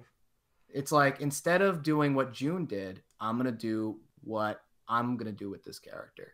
And to me, it's like, it's probably something that she would have had to talk to June about or figured what June would do in this situation. Because from what I understand, June and Tara, were pretty close. Yeah, good point. So, overall, I just want to ask, Joey, this is going to be a really big question. Among all the trailers that you have seen, which ones would you say is the strongest and which one do you say is the weakest? Or which one did you like the most and which one did you like the least? I said it earlier and I'm going to say it again. I really feel spoiled. Like, this is a time to be an animation fan. Like, I will clearly say the one that I felt is the weakest is the Lego Movie 2. Which to me is kind of disappointing because I love that first movie so much. I'll still stand by the fact that I think the Lego Movie is a postmodern animated film in the way it approached its story and how it did it and how it utilized animation and what most other films weren't doing at the time. Like, I've criticized how like animated films that incorporate a real world element don't use live action like they did in the old Disney days. And the fact that that movie did that really, kind of warmed me up a little bit. But, like I said, kind of disappointing in how and where they're going with this. Potentially, there's more to it that we're not seeing. It's like one side to a spear, and we're not seeing the other 3/4 of it. But as far as like really exciting trailers, I'm gonna be real with you. One, Spider-Man Into the Spider-Verse and Wreck-It Ralph are tied because of how close I am to those properties. I'm a Disney nerd and I'm a Spider-Man nerd. And is it okay if I talk about Infinity War spoilers? Well, no, maybe not in here actually. Okay, so then I won't say what I was gonna say. Just save it for later, man. But yeah, probably later. Yeah, I'm not gonna be like Mark Ruffalo when it comes to spoilers. Have you heard about that? I heard about the news actually. Like, no, we gotta be like Benedict Cumberbatch, like just next to Tom Holland. You really gotta be like that. And then I say like, on How to Train Your Dragon 2 is a good trailer. I'm not downplaying it, but there's so much good stuff that was released this week. Yeah, that is true. And for me, I would say I'm a little bit on the same page. I feel like the weakest one is hands down the Lego Movie 2. Because I feel it's the one that I feel like it has the most doubt. It's the one that I feel like it has the most unsurety in there. But for me, it definitely is a close tie between Spider-Man and Wreck-It Ralph 2. But I might lean a little bit more towards Wreck-It Ralph 2 because my only criticism with that trailer is just the fact that it looks like it could possibly be glorifying just one scene in general, and that's pretty much it. But other than that, from the stuff that I've seen, I am totally excited for it. So I would probably cast my vote on what I think is the best could be Wreck-It Ralph 2. However, I will say though, Joey, I have actually done some research, and I decided to go around social media, and I asked around on both on Twitter. Nerd. Hey, I'm a researcher. What do you expect? I asked around on Twitter and on YouTube, what do they think is the best? And in terms of the result that I got, it's actually very interesting. Because on Twitter, with a total of 387 votes, so almost 400, 39% actually say that their favorite is actually Spider-Man, while Wreck-It Ralph 2 was actually pretty close with 32%. And the rest, well, they were kind of far in the back, like How to Train Your Dragon: The Hidden World got 17%, and The Lego Movie 2 got 12%. That's surprising, but it's not too surprising because that's how we feel about it. So, and it's like, listen, I want to be a rebel. I want to be a rebel to what everybody's gonna say, but you know what? If something's good and I think it's good, I'm just gonna tell you. However, there is also another poll that I have that says a little bit of different results, a bit of the same but different at the same time. On YouTube, where as you can see, it has a total of 1,800 votes. Apparently, it's Wreck-It Ralph 2 that actually got the most with 45%. Would you say it broke the poll? That didn't even work, boy. While Spider-Man Into the Spider-Verse only got 25%. And the rest is pretty much the same thing. How to Train Your Dragon: The Hidden World got 18%, and The Lego Movie 2, the second part, got 12%. So I think it's pretty unanimous with how people feel regarding The Lego Movie 2 and How to Train Your Dragon, and it's pretty much a mix where the best is like in between Ralph Breaks the Internet and Spider-Man Into the Spider-Verse. It's kind of like a mix of both of them. It's interesting. No, I think that's very interesting. It's kind of close to how we felt, but it's interesting because I think at the end of the day, fandom wins. Pretty much. You know, and we're in a day and age now where fandom and pop culture are like one and the same, where things that are considered for a niche audience, niche is now cool, you know. Yeah, true. And I mean, like, I did, like, at one point, like, my head just pretty much exploded. Admittedly, this did overwhelm me a little bit, where I felt like there is a possibility we might have gotten too many trailers. And this doesn't even count with the live-action trailers that we got, like, with Bumblebee and Predator and Mortal Engines and all that kind of stuff. I feel like there could be a possibilities that the ones that don't work so far, like Lego Movie 2 and How to Train Your Dragon, the ones that don't make much of an impact, they're just going to be brushed off easily, while people are going to remember a little bit more about with Wreck-It Ralph and Spider-Man. So the Lego Movie and How to Train Your Dragon, considering that this is just a teaser trailer that they just released, they better do something even bigger or try something a little bit more impressive by the time when they're going to release their official trailer. That's what I was surprised about too. I feel like for years it was always Comic-Con week when we got all the really cool stuff. So the fact that we got all of this happening now, it really makes you wonder, what are we going to get during Comic-Con week? Yeah, and especially, I mean, it's perfectly understandable why they're doing this. It's really the fact that The Incredibles 2 is coming out, and they want to get a chance to get their trailer in front of the movie. But there's no guarantee that all of those trailers are going to be in front of that. I mean, sure, it's definitely a fact that it will be there with Ralph Breaks the Internet, Wreck-It Ralph 2, but there is also the factor that there is a possibility that, depending on the cinema, they will have to put up a trailer of something we've already seen. Who knows? Maybe they'll put up something from Smallfoot or Hotel Transylvania 3 or Teen Titans Go to the Movies. So really, it's like what they're doing right now is a bit of a gamble. But you know what the pattern with all those movies that you just said? Mm-hmm. You know what the pattern was? Like, nobody cares about those movies. Yeah. I know I said Hotel Transylvania. No one cares about Hotel Transylvania 3. I was like, I think my interest is... I like the second film, but there are things I think in my review I addressed kind of bothered me compared to the first one. But I was like, of all those 3 films that you just listed, my interest is... It's like, I don't care anymore about those. I don't care anymore. Especially with Teen Titans 2, like, Go, it's like, I know a lot of people know that I made a negative review of Teen Titans Go back in the day, but you got to understand, I saw this stuff everywhere. I saw Teen Titans Go everywhere. I would go work out at my school when I was getting my master's, and I would go to the gym, and there it was showing on TV. You know, Teen Titans Go was just everywhere.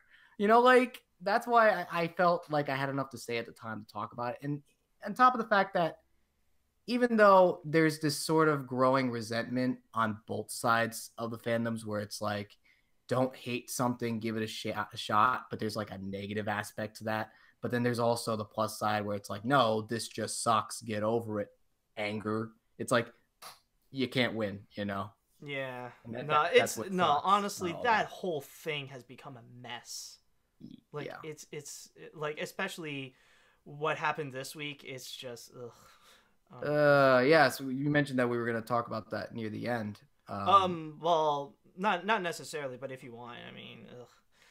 I don't know. It's a really unfortunate side when, and I think it was not just that with Star Wars. If you guys don't know what we're talking about. Yeah. No, it's when we were talking about I think someone commented about the Star Wars thing. And I was just like, we're talking about that now? Why would you bring that in? We're cartoon. I didn't bring that in, honestly.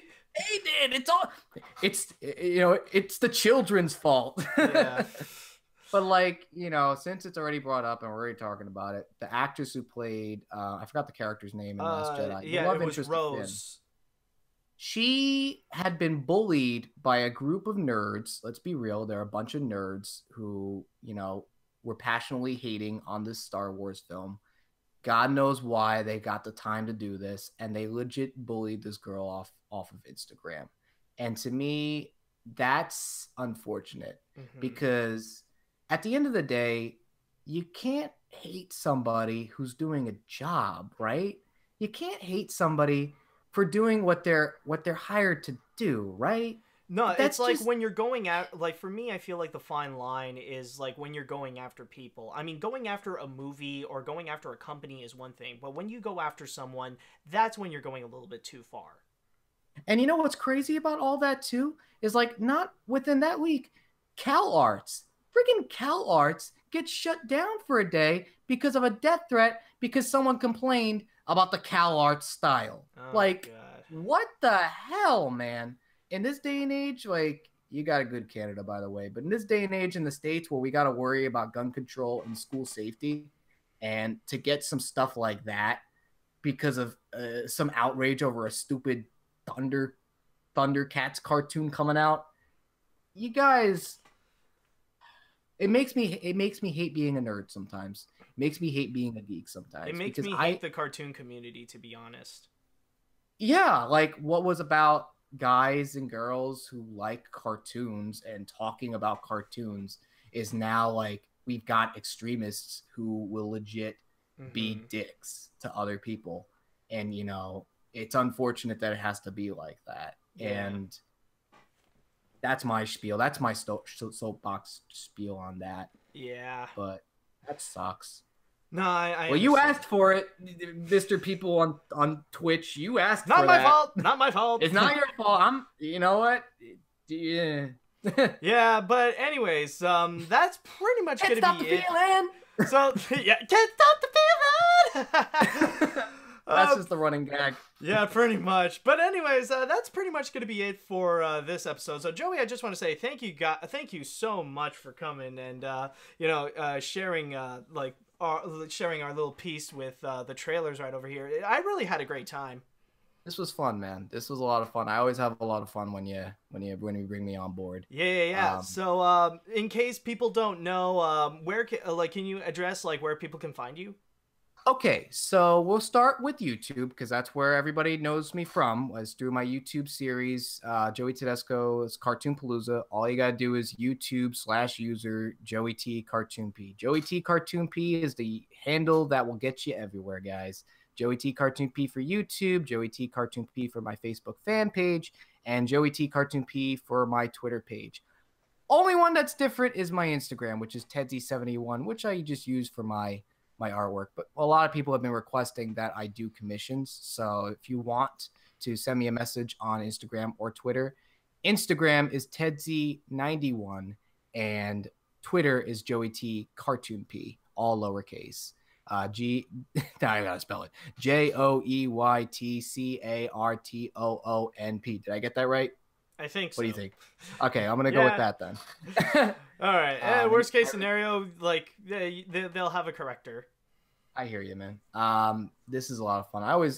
I'm glad you asked me to come on board. It's always a matter of when I can do it, you know, whether I can fit the time to do it. Yeah, definitely. No, I'm glad that you came on by. And also, guys, I just want to address, I know like a lot of you are concerned about like some of the other stories, but there's one big announcement that I want to make though regarding this podcast is that what you are watching right now is part 1. Tomorrow at 2 p.m. Eastern, I will be having a part 2 where I will be looking at not all, but some of the animation news that happened this week. So the stuff outside of the trailer. So I will be talking about the controversy with John Lasseter. I'll be talking about the Addams Family, and I will be giving out my full thoughts on what happened with Cal Arts. So I think with all that said and done, I just want to say thank you guys so much for watching, and until next time, see you later, dudes. Okay. That was good. Yeah, definitely.